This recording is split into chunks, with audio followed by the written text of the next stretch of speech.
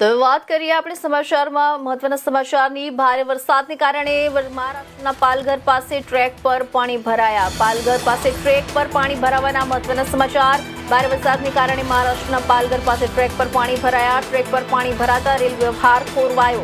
પાણી ભરાતા રેલ વ્યવહાર ખોરવાયો છે ટ્રેક પર પાણી ભરાઈ ગયું છે અનેક યાત્રીઓ વલસાડ અને વાપી રેલવે સ્ટેશન પર ફસાયા અનેક યાત્રીઓ વલસાડ અને વાપી રેલવે સ્ટેશન પર ફસાયા હોવાના સમાચાર મળી રહ્યા છે વલસાડ રેલવે સ્ટેશન પર અનેક યાત્રીઓ અટવાયા વલસાડ રેલવે સ્ટેશન પર અનેક યાત્રીઓ અટવાયા હોવાના સમાચાર મળી રહ્યા છે ઘણા યાત્રીઓ પરત જતી ટ્રેનોમાં પરત રવાના થયા છે ઘણા યાત્રીઓ પરત જતી ટ્રેનોમાં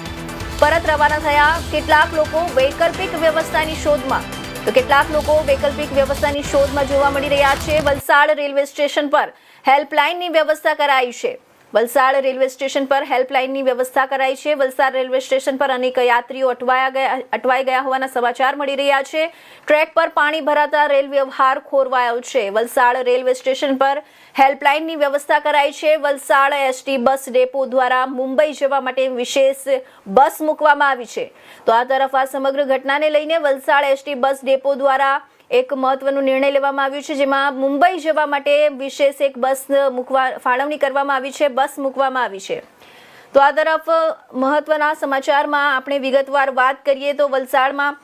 મહારાષ્ટ્રના પાલઘર નજીક ભારે વરસાદને કારણે રેલવે ટ્રેક પર પાણી ભરાઈ જતા રેલવે વ્યવહાર ખોરવાયો છે તેની સીધી અસર વલસાડ અને વાપી સહિત અનેક સ્ટેશનો પર જોવા મળી રહી છે જ્યાં અનેક મુસાફરો ટ્રેનો મોડી પડતા અથવા રદ થતા અટવાઈ ગયા છે કેટલાક મુસાફરો પરત જતી ટ્રેનોમાં પોતાના ગંતવ્ય તરફ રવાના થયા છે જ્યારે ઘણા લોકો વૈકલ્પિક મુસાફરીની વ્યવસ્થા શોધી રહ્યા છે મુસાફરોની સુવિધા માટે રેલવે તંત્રએ હેલ્પ ડેસ્ક અને હેલ્પલાઇન નંબર જાહેર કર્યા છે મુંબઈ સેન્ટ્રલ માટે 44-247 અને 45-563 બાંદ્રા ટર્મિનલ્સ માટે 45-594 તથા 86-55-39-43-46 બોરીવલી માટે 34-155 વાપી માટે 49-545 તથા 0260-246-2341 અને સુરત માટે 41-204 તથા 81-044-60-415 અને વલસાડ માટે 49453 તથા 0263334190 નંબર પર સંપર્ક કરી શકાય છે આ ઉપરાંત વલસાડ એસટી બસ ડેપો દ્વારા મુંબઈ જવા માટે વિશેષ બસ સેવા શરૂ કરવામાં આવી છે નાના બાળકો સાથે અટવાયેલા મુસાફરોને સ્થાનિક લોકો પણ મદદ કરી રહ્યા છે ટ્રેન ટર્મિનેટ કરવામાં આવી એમાં વરસાદ બહુ પડ્યો છે બોમ્બેમાં એટલે આગળ ટ્રેનના પાટા પર પાણી ને એવું છે એટલે આગળ જવા નથી દેતા અને અમને ટર્મિનેટ થઈ એટલે અમને એવી બહુ કોઈ મુશ્કેલી નથી પડી એ લોકોએ સમયસર એનાઉન્સમેન્ટ કરી દીધી હતી અને વલસાડ સ્ટેશન પર અમે બધા ઉતરી ગયા છીએ અને અમે અહીંયા વેઇટિંગમાં ને એ લોકો કંઈક વૈકલ્પિક વ્યવસ્થા કરવા માગે છે એવું અમને જણાવવામાં આવ્યું છે એટલે અમે એનો ઇંતજાર કરીએ છીએ અને જે રીતે ટ્રેનને ટર્મિનેટ કરવામાં આવી શું લાગે છે અને કઈ રીતનું ત્યાં હાલ છે ટર્મિનેટ કરવામાં આવી એટલે અહીંયા તો અમે સ્ટેશન પર ઉતર્યા છીએ એટલે થોડા સેફ છીએ પણ આગળ કંઈ ખબર નથી અને આ તો કુદરતી આપત્તિ છે એટલે એમાં રેલવેને આપણે દોષ ન દઈ શકીએ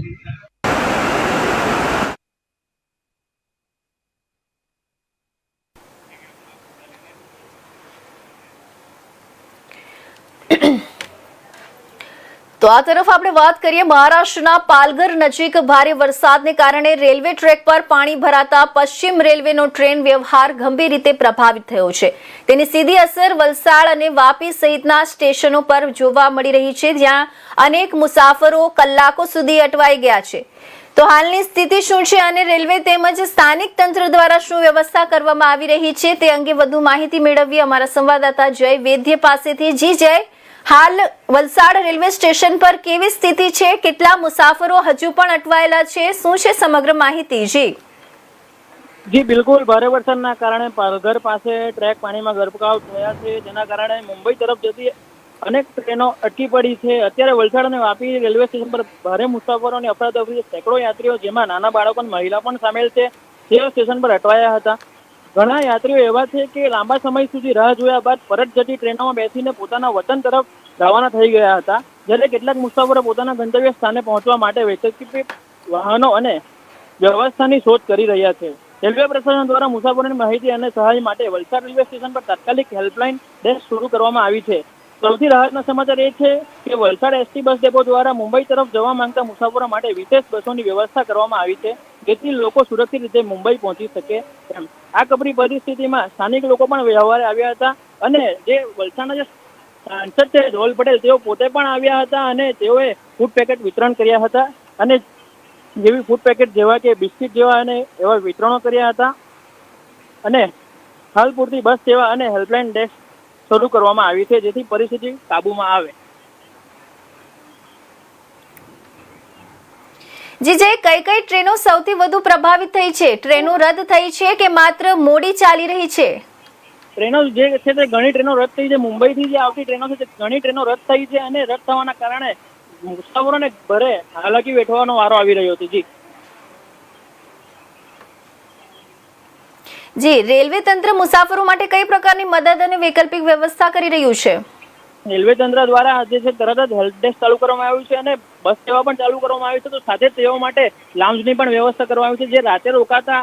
જે લોકોને ટ્રેન મોડી થઈ છે ને જેનો કે અલગ ટ્રેનમાં જવું છે તેઓ માટે રાત્રિ રોકાણ માટે પણ વ્યવસ્થા કરી છે. તે માટે સાંસદ પણ એ લોકો દ્વારા જણાવવામાં આવ્યું હતું કે સાંસદ પણ પૂરેપૂરું વોચ રાખી રહ્યા છે. જી, મુંબઈ જવા ઈચ્છતા મુસાફરો માટે એસટી બસ સેવાની શું વ્યવસ્થા કરવામાં આવી છે? મુંબઈ જતા જે પણ મુસાફરો છે તેઓ માટે જેટલી જો એટલી એસટી બસો એસટી દ્વારા ફાળવવામાં આવી છે અને હાલ તો 3 થી 4 જેટલી બસો રવાના પણ થઈ ગઈ છે. જી, આગામી કલાકોમાં ટ્રેન વ્યવહાર સામાન્ય થવાની કોઈ શક્યતા કે સત્તાવાર અપડેટ સામે આવ્યા છે ખરી? હાલ પૂરતા તો નથી આવ્યા, કારણ કે હજી પણ એલર્ટનો માહોલ છે. જે પ્રમાણે મુંબઈમાં પણ વરસાદ જામ્યો છે અને વલસાડમાં પણ હાલ વરસાદ ફરીથી જામ્યો છે. તો કઈ